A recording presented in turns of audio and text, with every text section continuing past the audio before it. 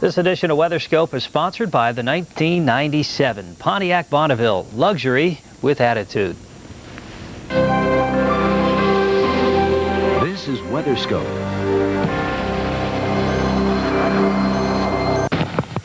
Been some rain in California in the past couple of days. Could the weather have an effect on Sunday's big game? We'll have more on that straight ahead. Good afternoon. Welcome to WeatherScope. I'm Declan Cannon. And I'm Jill Brown. You've seen the pictures of the west. Now we'll take you east. There's some rain in the mid-Atlantic and, of course, a departing winter storm in the northeast. We take you to ski country, Vermont.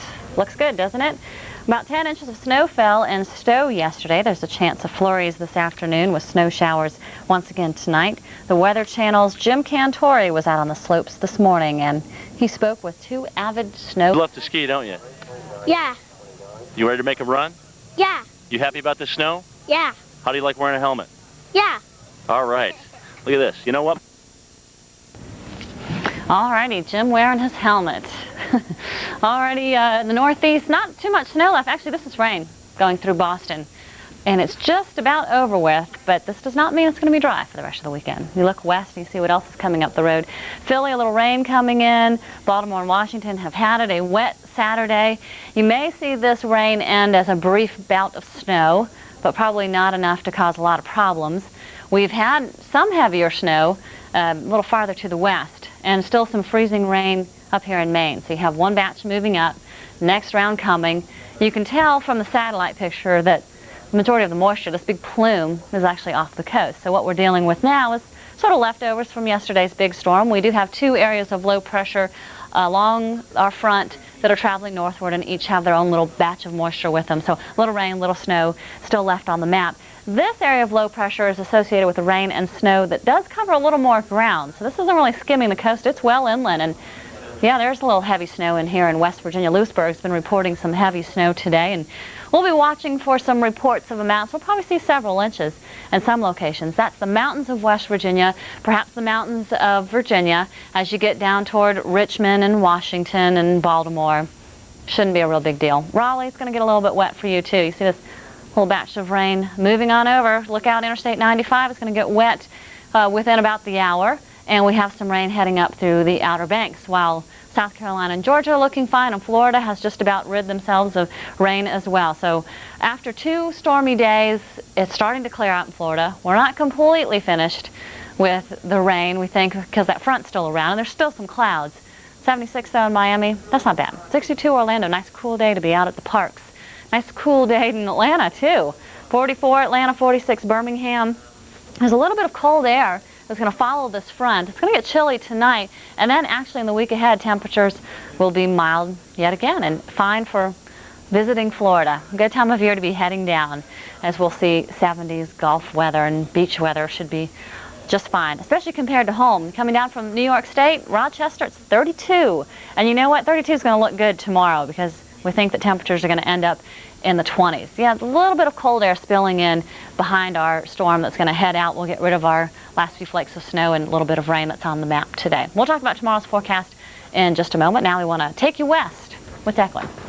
All right, and let's see what's happening. The clouds continue to rumble or roll across southern Nevada, just some high, thin cirrus clouds. Not a bad day after all. We have a lot of sunshine from Las Vegas south to Imperial in the deserts of Southern California, and almost cloud-free for the most part in Arizona to Mexico. Pretty decent day, and you can actually see some of the snow. That's snow that you're seeing up in the high country in Colorado as the higher clouds are moving in overhead from west to east. And a little bit of leftover low cloud in the valley. We had an extensive area of thick low clouds, some dense fog this morning extending westward down the Carquinez Strait towards San Francisco. But conditions certainly have improved as we now have worked our way into early afternoon. 56 at San Francisco and also on the other side of the Sierra. Reno's checking in with 56. 65 at San Diego. Somewhat of a similar forecast actually for tomorrow in San Diego. Mid-60s with fairly light winds, we think. And you'll notice just a bit of fog there, but the real story is here in the Pacific Northwest, where another passing cold front has brought high winds, 79-mile-an-hour gusts, in fact, reported at Cape Blanco. And we've also had thunderstorms with some small hail, very heavy rain from western Washington south into the Willamette Valley. And you can see the radar still quite busy picking out all the rain from the Olympic Peninsula south past the Rogue River Valley. And even as far south as Northern California, we do have some rain, especially up in the hills. But San Francisco, you're pretty much detached or far enough south of this particular weather system that we don't expect much in the way of active weather. Florence, on the Oregon coast north to Cape Flattery, that's our heavy surf advisory, and there's also a gale warning from Cape Flattery south to Point St. George. So we have this system which will move through pretty quickly, bring some heavy snow to northern Idaho tonight, and then we're watching this one carefully. It is continuing to intensify. There are some ship reports out there indicating winds over 50 miles an hour, and we could see some pretty high winds affecting the coastal communities of Washington, Oregon, maybe as far south as Northern California coming up in the forecast. You'll notice this evening, that's the first front, which will have pushed well inland by that time. Warm front indicating yet another wave of lower pressure heading towards us during the next 24 hours. And a batch of wet snow across the northern mid-Atlantic into southern New England. Tonight, tomorrow, New York City, some grassy surfaces, perhaps getting a little bit of the accumulation. Likewise around Harrisburg, maybe north and west of Baltimore. The trailing cold front, we finally move it out of Florida. It's been stuck there for a good while in central Florida, but we think enough high pressure will come down and literally force that front towards the Florida Straits. This will be a wind shift line, but that's about it. Some clouds, not much else going, and then some snow returning to the high country in Colorado, but it looks like another major system approaching the Pacific Northwest coast. Jill?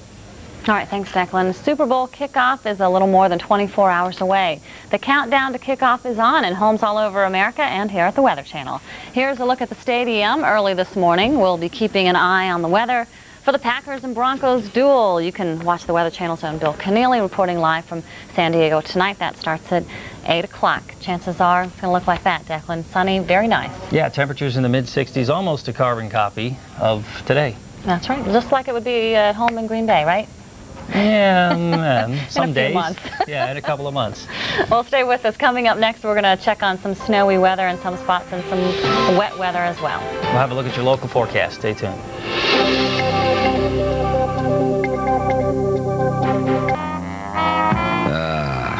Traditional luxury cars. The slumber, the serenity, the isolation. Hey, you're not dead yet.